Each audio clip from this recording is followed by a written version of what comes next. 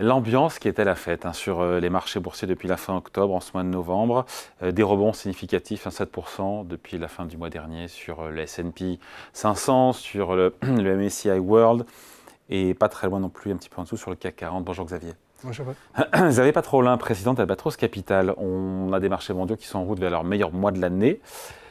Comment vous jugez cet enthousiasme? C'est vrai qu'on a eu ce reflux plus important que prévu de l'inflation américaine, évidemment, qui est une bonne nouvelle. Oui, c'est dans un mouvement très général, puisque au fond, toutes les classes d'actifs évoluent un peu de concert. On a des marchés obligataires qui voient leur taux d'intérêt baisser. Significativement, le marché obligataire américain, le 10 ans américain, perd 50 points de base par rapport à ses plus hauts. On est passé de 5 à 4,5. Voilà, le 10 ans français perd 30 points de base. On a un marché des matières premières énergétiques, notamment baril et Brent, qui a perdu globalement une dizaine de dollars sur les 3 dernières semaines. On a un dollar qui s'est déprécié d'à peu près 3% contre toute devise sur les 3 dernières semaines. On a des volatilités sur les marchés obligataires et sur les marchés actions qui ont tendance à refluer. Et on a eu, the last but not the least, des publications sur le 3e trimestre qui, sans être exceptionnelles, n'ont pas révélé de profonde déception. Il y a eu des warnings, certains, qui ont été boursièrement sanctionnés, mais globalement, en agrégation, on n'a pas eu de très mauvaises surprises. Donc ex post, on peut comprendre le rebond. C'est totalement légitime, et on retourne, pour ce qui est du CAC 40, on retourne dans sa borne de fluctuation depuis le début de l'année. Je rappelle que depuis le début de l'année, 80% des clôtures quotidiennes du CAC 40 sont comprises entre 7070 et 7400. On est retourné sur pas loin de cette moyenne. Xavier, les marchés financiers donnent ce sentiment que le plus dur est passé d'un point de vue monétaire, peut-être, mais on avait Patrick Artus juste avant sur le plateau qui nous disait que autant l'inflation américaine semblait sous contrôle et en direction des 2,5%, autant en zone euro, lui s'attend carrément, début 2024, à un rebond de l'inflation. Il n'a pas tort, puisque la core inflation est vraiment très décalée par rapport à... Il est à 5, il m'a dit, en zone euro. Moi, je ne sais pas 5. L'inflation sous-jacente, m'a dit, il dit à 5% elle est en zone euro. À mon avis, en dessous de 5. Il est peut-être un peu pessimiste, là, elle est légèrement en dessous de 5. Mais effectivement, elle est très singulièrement supérieure. C'est-à-dire, on est retourné en inflation globale IPCH au niveau qui prévalait en août 2021. Mais par contre, si on prend l'inflation core en août 2021, c'était il y a un peu plus de 2 ans, était à 1,6. Aujourd'hui, elle est à 4,5 ou 4,6. Donc, et on voit, quand on regarde la décomposition de cette inflation core, effectivement, les services, les biens alimentaires industriels, donc transformés, sont d'énormes contributeurs. Ils contribuent à quasiment à 80%. C'est très, très résistant.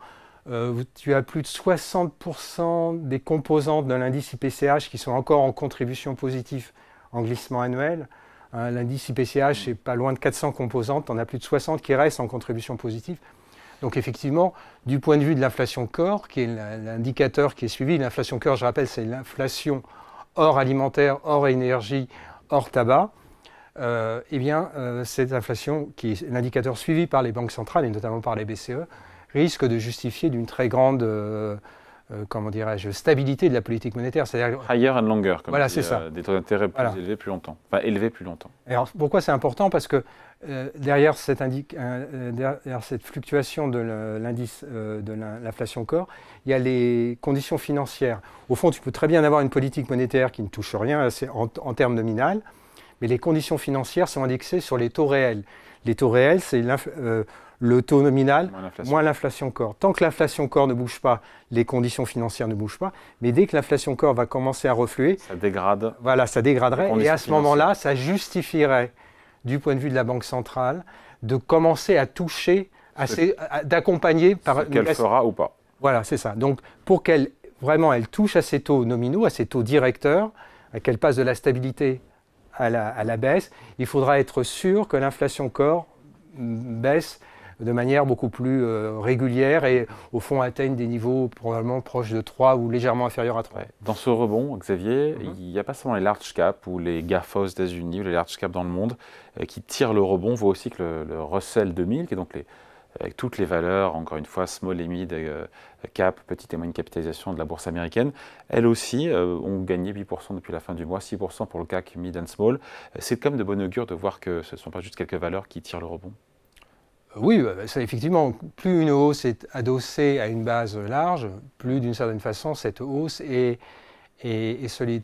Moi, je resterai prudent sur les petites et moyennes valeurs. Je pense qu'elles sont rentrées dans un hiver en termes de valorisation. Winter's coming. Voilà, tout simplement parce qu'elles sont exposées de manière très singulière, de manière asymétrique, à toute une série de chocs auxquels est confrontée l'économie mondiale, choc énergétique, démondialisation et surtout transition énergétique. Et ces facteurs-là les exposent plus durement en termes de rentabilité, donc les exposent plus durement en termes de valorisation. Je passe sur l'intelligence artificielle générative et autres.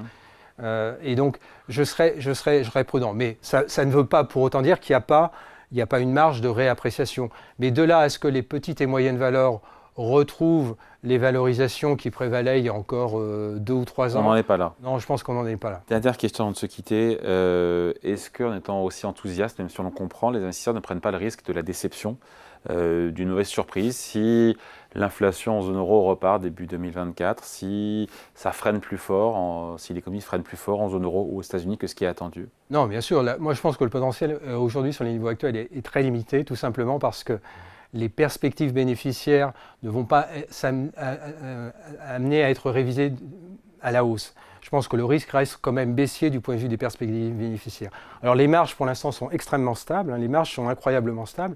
Pour qu'on ait un ordre d'idée. Les marges des boîtes. Les marges des entreprises. Si on prend les valeurs non financières du CAC 40, elles sont sur des niveaux, la marge opérationnelle est sur des niveaux de 14% post-Covid, alors qu'elle était sur les 20 ou 30 dernières années sur des niveaux de 10,5%. Ça veut dire que la fameuse boucle prix-profit se voit sur la stabilité des marges, et les marges sont globalement 30% supérieures à ce qu'elles étaient pré-Covid. Sauf qu'avec moins d'inflation, ce sera compliqué de faire. Alors la question, voilà, exactement, la question est de savoir ce qui se passe lorsque l'inflation va se normaliser. Est-ce que les marges des entreprises vont commencer à refluer? Ça, donc il y a une prime de risque rattachée à ça. Moi, je pense que pas tant que ça au fond.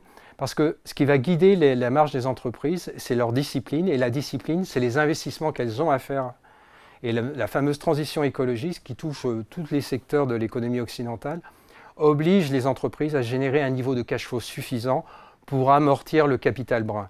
Donc oui, pour répondre à ta question, le potentiel est sans doute très limité parce que le marché a devant lui probablement des révisions bénéficiaires, une érosion des perspectives bénéficiaires. Mais il faut être rassuré parce que pour l'instant, le consensus a comme chiffre d'affaires pour 2024 un chiffre d'affaires qui est globalement 3 ou 4% supérieur à celui de 2023.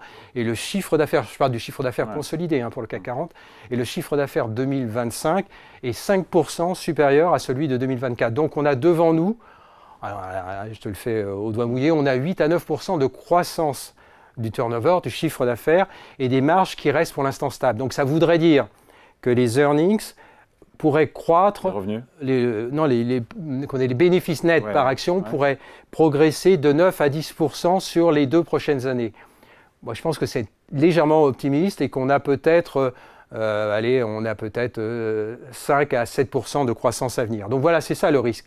Donc on a plutôt un marché qui va continuer à latéraliser. Les 2 risques importants, c'est suivre ce qui se passe sur le pétrole, parce qu'à mon avis, l'Arabie Saoudite et la Russie vont peut-être réagir à nouveau, et puis suivre ce qui se passe évidemment du côté de la Chine, parce que si les mesures que prend, les contre-mesures que prend le Parti communiste chinois pour contrer la crise immobilière commencent à prendre effet, ben là, ça pourrait stimuler à nouveau l'économie chinoise, et donc à nouveau stimuler l'économie d'une certaine façon mondiale. Et donc là, pour le coup, ça serait un élément positif. Voilà. Allez, merci beaucoup. Explication signée Xavier Patrolin, président d'Albatros Capital. Merci Xavier. Merci David. Salut.